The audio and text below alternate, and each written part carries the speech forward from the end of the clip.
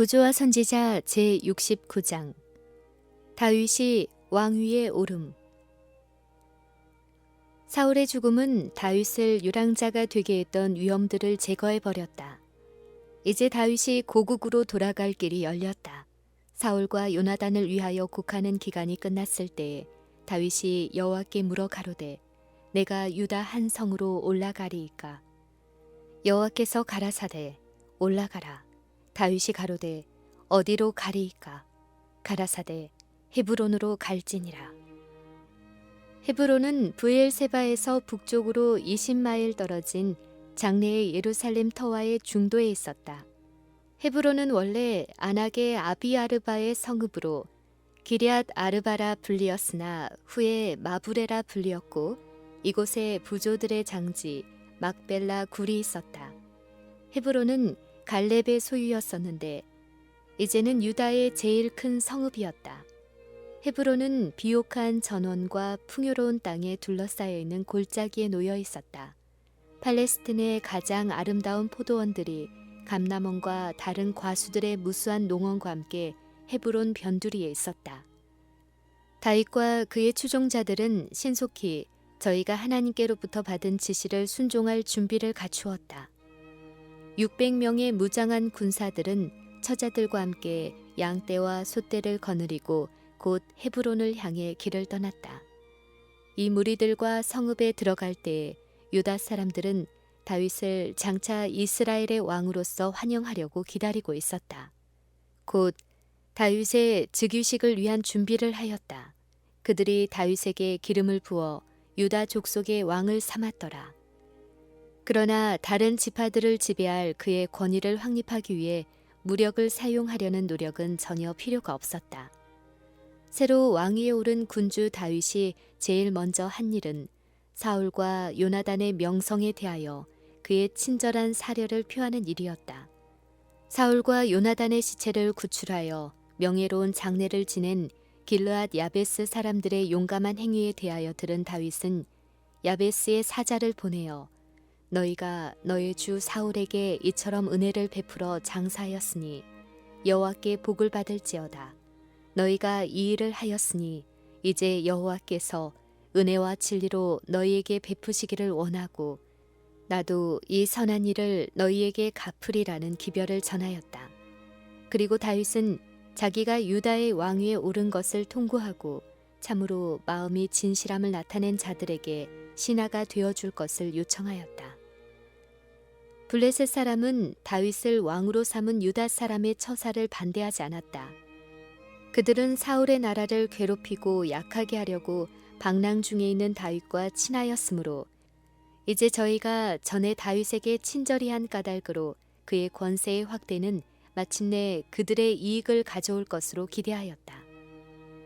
그러나 다윗의 치세는 어려움이 없는 것이 아니었다. 그가 왕위에 오름과 동시에 음모와 반역의 어두운 역사가 시작되었다. 다윗은 반역자로서 왕위에 앉지 않았다. 하나님께서 그를 이스라엘의 왕으로 택하셨으므로 불신이나 반대를 받을 까닭이 없었다. 그러나 아브넬의 영향을 통하여 사울의 아들 이스보셋이 왕으로 추대되어 이스라엘의 다윗과 경쟁하는 다른 왕권이 세워짐으로 인해 다윗의 권위는 유다 사람들에게 거의 인정을 받을 수 없었다. 이스보셋은 연약하고 무능한 사울의 집의 대표자인 반면에 다윗은 나라의 책임을 질 수 있는 현저하게 뛰어난 자격을 가지고 있었다. 이스보셋을 왕으로 세운 주모자 아브넬은 사울의 군대의 총사령관이었고 이스라엘 중에 가장 뛰어난 사람이었다.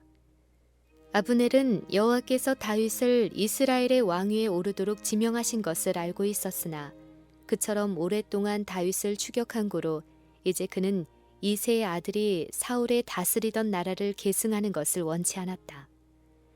아브넬이 처하여 있던 환경은 그의 진정한 성격을 드러낼 기회를 제공했는데 그는 야심이 있고 절조가 없는 인물임이 드러났다. 아브넬은 사울과 친밀히 교제하였고 왕의 정신의 감화를 받아 하나님께서 이스라엘을 다스리도록 선택하신 자를 멸시하였다. 그가 진에서 잘 때에 다윗이 사울의 곁에서 물병과 왕의 창을 취한 그때에 그에게 가한 신랄한 비난으로 아브넬의 증오심은 증가하였다. 아브넬은 왕과 이스라엘 백성이 듣는 데서 다윗이 내가 용사가 아니냐, 이스라엘 중에 너 같은 자가 누구냐, 그리한데 네가 어찌하여 내 주 왕을 보호하지 아니하느냐, 내 행한 이 일이 선치 못하도다.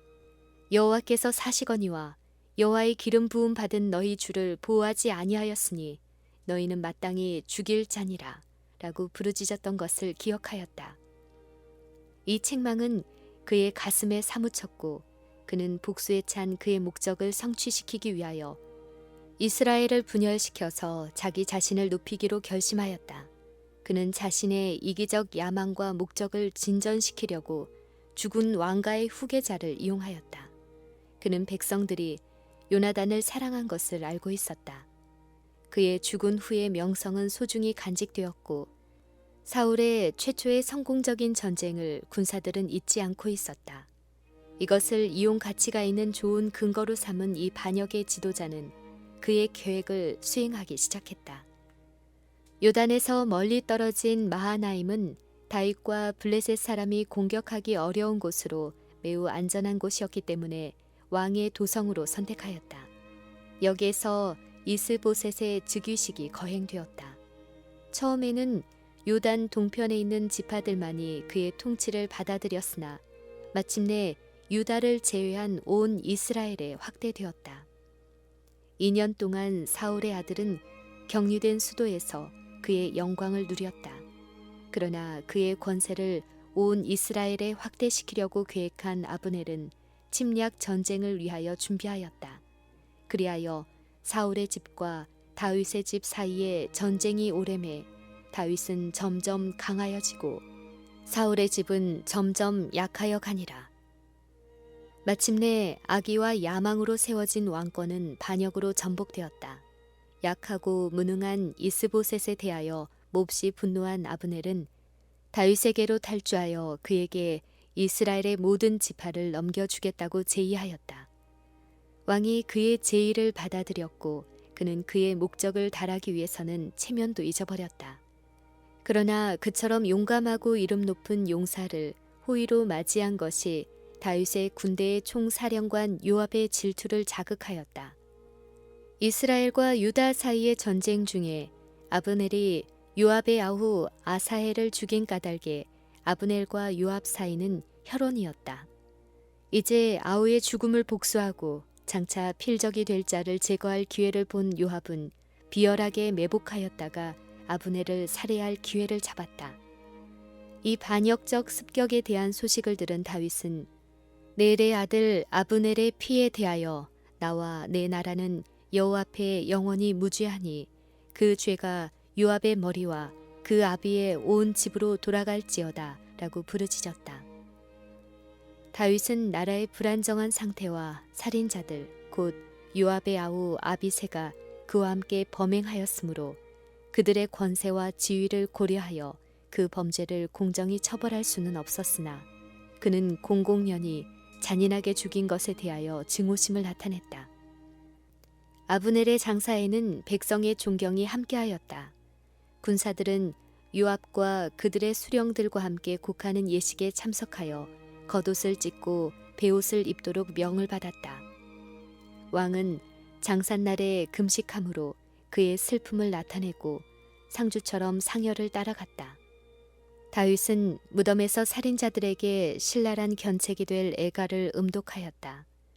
왕이 아브넬을 위하여 애가를 지어 다음과 같이 불렀다.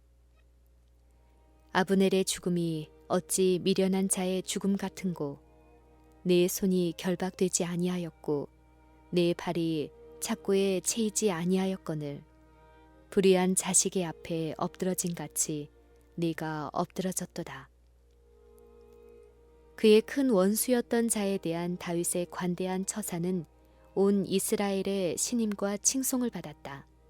온 백성이 보고 기뻐하며 왕이 무슨 일을 하든지 무리가 다 기뻐하므로 이날에야 온 백성과 온 이스라엘이 넬의 아들 아브넬을 죽인 것이 왕의 한 바가 아닌 줄을 아니라.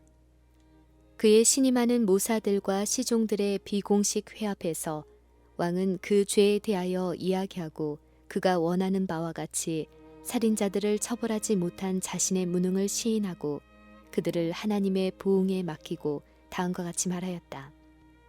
오늘 이스라엘의 방백이요 또는 대인이 죽은 것을 알지 못하느냐.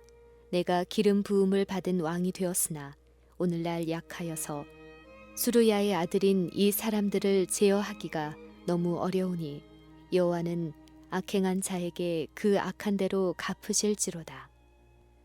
아브넬은 다윗에게 한 그의 제의와 진술에는 성실하였으나 그의 동기는 비열하고 이기적이었다. 그는 자신이 명예를 얻으려는 기대를 가지고 완고하게 하나님이 임명하신 왕에게 대항했다. 그가 그처럼 오랫동안 종사하던 일을 버리고 그의 직무 중에 최고의 지위를 얻으려는 희망을 가지고 다윗에게 간 것은 울분과 상한 자존심과 감정 때문이었다. 만일 그가 그의 목적을 성공시켰다면 그의 재능과 야심과 그의 큰 가마력과 경건의 결핍은 다윗의 왕위와 민족의 평화와 번영을 위태롭게 하였을 것이다. 사울의 아들 이스보셋이 아브넬이 헤브론에서 죽었다함을 듣고 손맥이 풀렸고 온 이스라엘이 놀라니라. 나라를 더 이상 유지할 수 없음이 분명했다. 뒤따른 반역으로 기우는 왕권이 완전히 몰락하고 말았다. 이스보셋은 그의 두 군장들에 의하여 무참하게 살해되었고 그들은 그의 목을 잘라 급히 유다 왕에게로 가져가 저희가 왕의 총애를 받고자 하였다. 그들은 저희 범죄에 대한 유혈의 증거물을 가지고 다윗의 앞에 나타나 왕의 생명을 헤아려 하던 원수 사울의 아들 이스보셋의 머리가 여기 있나이다. 여호와께서 오늘 우리 주 되신 왕의 원수를 사울과 그 자손에게 갚으셨나이다 라고 하였다.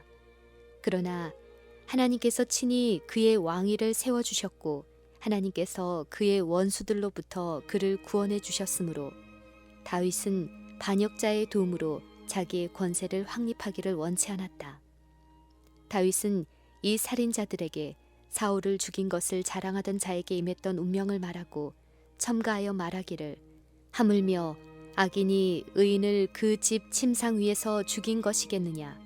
그런즉 내가 저의 피 흘린 죄를 너희에게 갚아서 너희를 이 땅에서 없이 하지 아니하겠느냐 하고 소년들에게 명함에 곧 저희를 죽이고 이스보셋의 머리를 가져다가 헤브론에서 아브넬의 무덤에 장사하였더라. 이스보셋이 죽은 후에 이스라엘 백성의 지도자들 사이에는 일반적으로 다윗이 온 지파의 왕이 되기를 바라고 있었다. 이스라엘 모든 지파가 헤브론에 이르러 다윗에게 나와 말하여 가로되 보소서 우리는 왕의 고륙이니이다. 그들은 이렇게 선언했다. 이스라엘을 거스려 출입하게 한 자는 왕이시었고 여호와께서도 왕에게 말씀하시기를 네가 내 백성 이스라엘의 목자가 되며 이스라엘의 주권자가 되리라 하셨나이다 하니라. 이에 이스라엘 모든 장로가 헤브론에 이르러 왕에게 나아오매 다윗 왕이 헤브론에서 여호와 앞에서 저희와 언약을 세웠다. 이와 같이 하나님의 섭리를 통하여 그가 왕위에 오를 길이 열렸다. 다윗은 개인의 야망을 만족시키려 하지 않았으니 이는 그가 자기에게 이르러 온 영예를 구하지 않았던 까닭이었다. 아론과 레위인의 후손 8,000명 이상이 다윗을 시중들었다. 백성들의 감정의 변화는 현저했고 결정적이었다. 변혁은 저희가 행하고 있는 큰 사업에 적합하도록 조용하고 위엄을 갖추어 진행되었다. 전에 사울의 신하였던 거의 50만에 가까운 사람들이 헤브론과 그 주위에 운집했다. 모든 들과 골짜기는 군중들로 생기가 돌았다. 즉위식 시간이 정해졌다. 사울의 궁정에서 쫓겨나 그의 생명을 보존하기 위하여 산과 들과 토굴로 도망하여 다니던 다윗이 인간의 동포에게서 받을 수 있는 최고의 영광을 받으려는 순간이었다.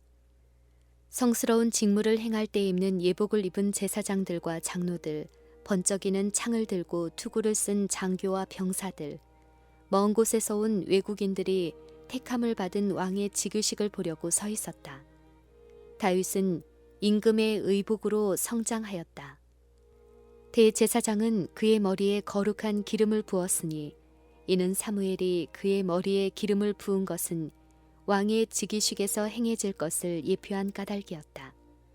시간이 이르러 다윗은 엄숙한 의식에 의하여 하나님의 대리자의 직무에 성별되었다. 그의 손에는 홀이 쥐어졌다. 의로 통치하겠다는 그의 서약이 기록되었고 백성들은 충성을 맹세하였다. 그의 머리에는 왕관이 씌어지고 대관식은 끝났다. 이스라엘은 하나님께서 명하신 왕을 모셨다.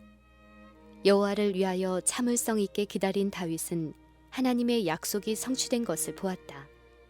만군의 하나님 여호와께서 함께 계시니 다윗이 점점 강성하여 가니라.